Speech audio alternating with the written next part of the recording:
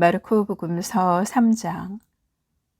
예수님께서 다시 회당에 들어가셨는데 그곳에 한쪽 손이 오그라든 사람이 있었다.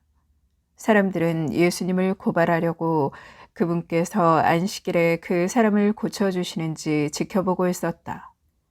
예수님께서 손이 오그라든 사람에게 일어나 가운데로 나와라 하시고 그들에게 말씀하셨다.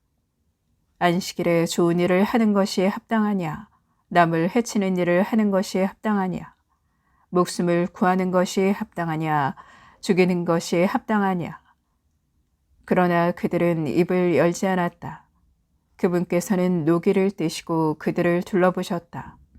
그리고 그들의 마음이 완고한 것을 몹시 슬퍼하시면서 그 사람에게 손을 뻗어라 하고 말씀하셨다. 그가 손을 뻗자 그 손이 다시 성하여졌다. 바리사이들은 나가서 곧바로 헤로데 당원들과 더불어 예수님을 어떻게 없앨까 모의를 하였다. 예수님께서 제자들과 함께 호숫가로 물러가셨다. 그러자 갈릴레아에서 큰 무리가 따라왔다. 또 유다와 예루살렘, 이두메아와 요르단 건너편, 그리고 티로와 시돈 근처에서도 그분께서 하시는 일을 전해 듣고 큰 무리가 그분께 몰려왔다. 예수님께서는 군중이 당신을 밀쳐내는 일이 일어나지 않게 하시려고 당신께서 타실 거룻배 한 척을 마련하라고 제자들에게 이르셨다. 그분께서 많은 사람의 병을 고쳐주셨으므로 병고에 시달리는 이들은 누구나 그분에게 손을 대려고 밀려들었기 때문이다. 또 더러운 영들은 그분을 보기만 하면 그 앞에 엎드려 당신은 하느님의 아드님이십니다 하고 소리질렀다. 그러나 예수님께서는 그들에게 당신을 사람들에게 알리지 말라고 엄하게 이르고 나셨다. 예수님께서 산에 올라가신 다음 당신께서 원하시는 이들을 가까이 부르시니 그들이 그분께 나아왔다. 그분께서는 12를 세우시고 그들을 사도라 이름하셨다. 그들을 당신과 함께 지내게 하시고 그들을 파견하시어 복음을 선포하게 하시며 마귀들을 쫓아내는 권한을 가지게 하시려는 것이었다. 이렇게 예수님께서 12를 세우셨는데 그들은 베드로라는 이름을 붙여주신 시몬, 천둥의 아들들이라는 뜻으로 보아네르게스라는 이름을 붙여주신 제베데오의 아들 야고보와 그의 동생 요한, 그리고 안드레아, 필립보, 바르톨로메오, 마테오, 토마스, 알페오의 아들 야고보, 타데오, 열혈당원 시몬, 또 예수님을 팔아넘긴 유다 이스카리옷이다. 예수님께서 집으로 가셨다. 그러자 군중이 다시 모여들어 예수님의 일행은 음식을 들 수조차 없었다. 그런데 예수님의 친척들이 소문을 듣고 그분을 붙잡으러 나섰다. 그들은 예수님께서 미쳤다고 생각하였던 것이다. 한편 예루살렘에서 내려온 율법 학자들이 그는 베엘제불이 들렸다고도 하고 그는 마귀 우두머리의 힘을 빌려 마귀들을 쫓아낸다고도 하였다. 그래서 예수님께서는 그들을 부르셔서 비유를 들어 말씀하셨다. 어떻게 사탄이 사탄을 쫓아낼 수 있느냐? 한 나라가 갈라서면 그 나라는 버텨내지 못한다.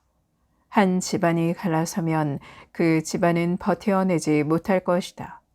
사탄도 자신을 거슬러 일어나 갈라서면 버텨내지 못하고 끝장이 난다. 먼저 힘센 자를 묶어놓지 않고서는 아무도 그 힘센 자의 집에 들어가 재물을 털 수 없다. 묶어놓은 뒤에야 그 집을 털 수 있다. 내가 진실로 너희에게 말한다. 사람들이 짓는 모든 죄와 그들의 신성을 모독하는 어떠한 말도 용서받을 것이다. 그러나 성령을 모독하는 자는 영원히 용서를 받지 못하고 영원한 죄에 매이게 된다. 이 말씀을 하신 것은 사람들이 그는 더러운 영이 들렸다고 말하였기 때문이다. 그때 예수님의 어머니와 형제들이 왔다. 그들은 밖에 서서 사람을 보내어 예수님을 불렀다. 그분 둘레에는 군중이 앉아 있었는데 사람들이 예수님께 보십시오. 스승님의 어머님과 형제들과 누이들이 밖에서 스승님을 찾고 계십니다. 하고 말하였다. 그러자 예수님께서 그들에게 누가 내 어머니고 내 형제들이냐 하고 반문하셨다. 그리고 당신 주위에 앉은 사람들을 둘러보시며 이르셨다. 이들이 내 어머니고 내 형제들이다. 하느님의 뜻을 실행하는 사람이 바로 내 형제요 누이요 어머니다. 마르코 복음서 4장. 예수님께서 다시 호숫가에서 가르치기 시작하셨다. 너무 많은 군중이 모여들어 그분께서는 호수에 있는 배에 올라앉으시고 군중은 모두 호숫가 못에 그대로 있었다. 예수님께서 그들에게 많은 것을 비유로 가르치셨다. 그렇게 가르치시면서 말씀하셨다. 자, 들어보아라. 씨 뿌리는 사람이 씨를 뿌리러 나갔다.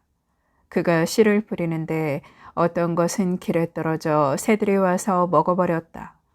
어떤 것은 흙이 많지 않은 돌밭에 떨어졌다. 흙이 깊지 않아 싹은 곧 돋아났지만 해가 솟아오르자 타고 말았다. 뿌리가 없어서 말라버린 것이다. 또 어떤 것은 가시덤불 속에 떨어졌는데 가시덤불이 자라면서 숨을 막아버려 열매를 맺지 못하였다. 그러나 어떤 것들은 좋은 땅에 떨어져 싹이 나고 자라서 열매를 맺었다.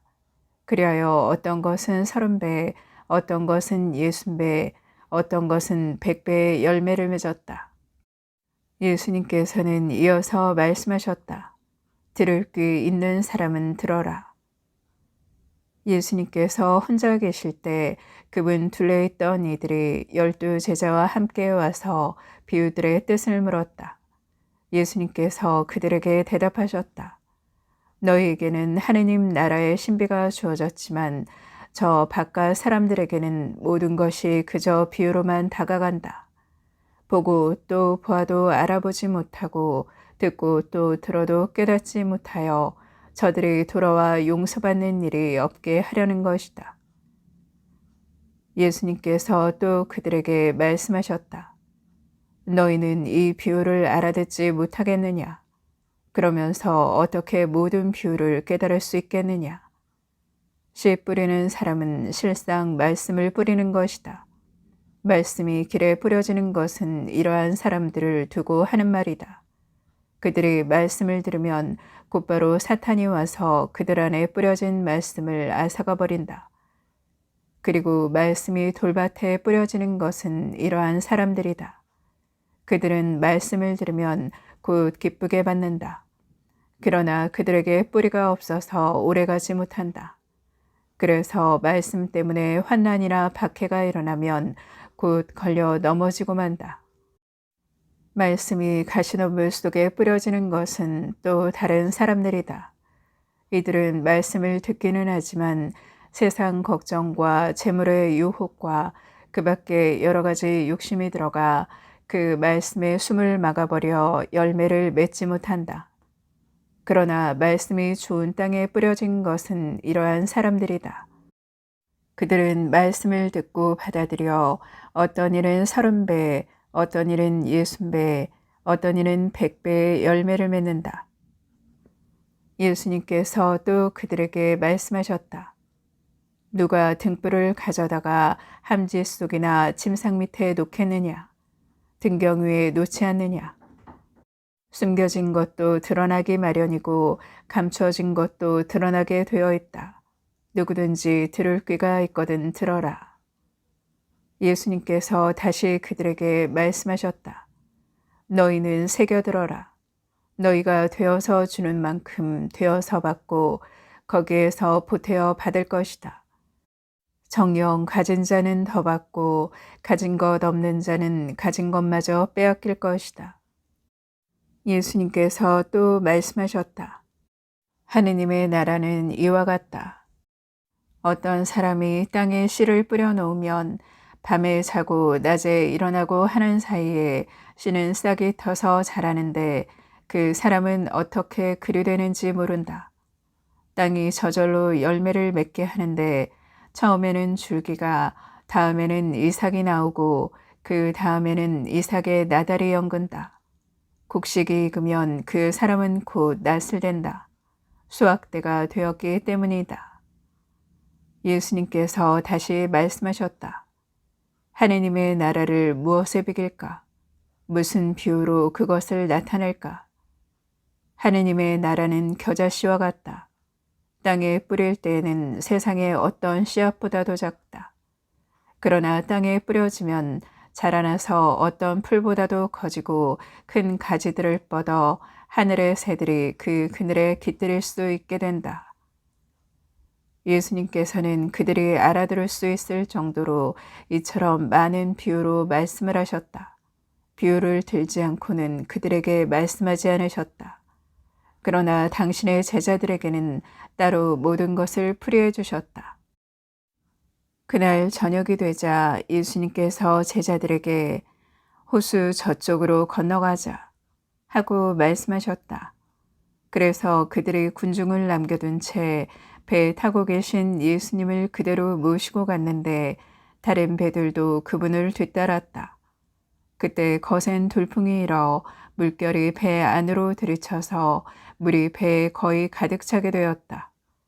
그런데도 예수님께서는 고물에서 베개를 베고 주무시고 계셨다.